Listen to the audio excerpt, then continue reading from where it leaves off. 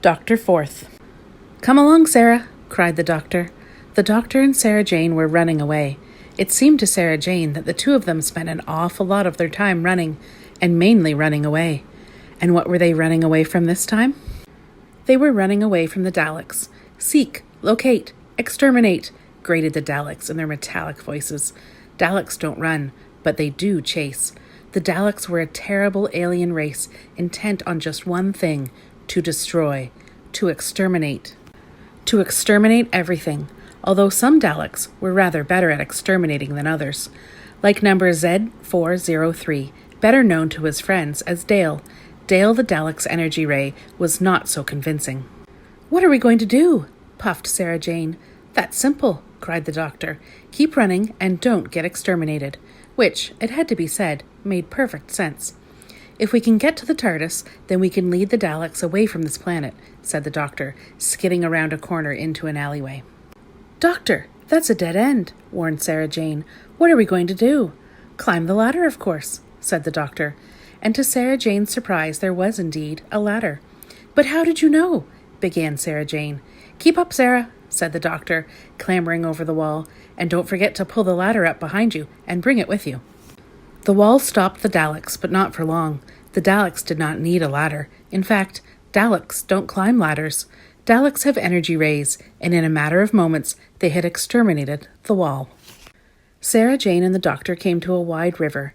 There was a drawbridge, but the control lever was on the other side. "Would you like a jelly baby?" asked the doctor. "I don't think this is the moment to be handing out jelly babies," she cried in exasperation. "Not you," said the doctor. "That pigeon." Sure enough, one of the pigeons did want a jelly baby, and as it took off, it knocked the drawbridge lever, and the doctor and Sarah Jane were able to safely cross the river. With the drawbridge raised once again, they had escaped one lot of the Daleks. Daleks don't swim, and they don't like jelly babies. In fact, the list of things that Daleks can't do is long, but not as long as the list of things that Daleks don't like. They don't like kittens, they don't like flowers, they don't like ice cream, and they definitely don't like tennis. There is only one thing Daleks like, and that is exterminating things. But the doctor and Sarah Jane were now faced with more Daleks blocking the road ahead. "Now, where has it gone?" said the doctor. "Where has what gone?" asked Sarah Jane. "Really, Sarah, you must keep up. Ah, there it is."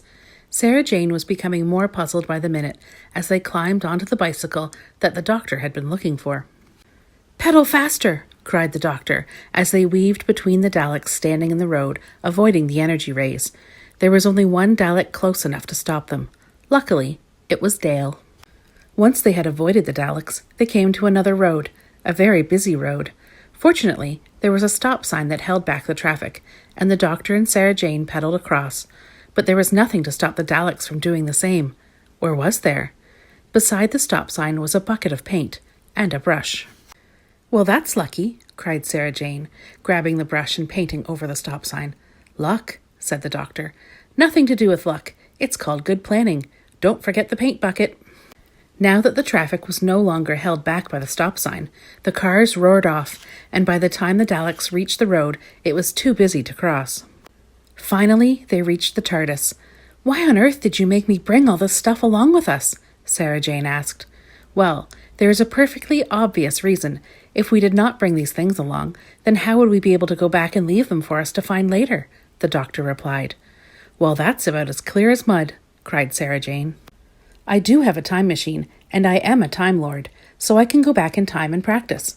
As we all know, practice makes perfect, and I never travel anywhere without a jelly baby."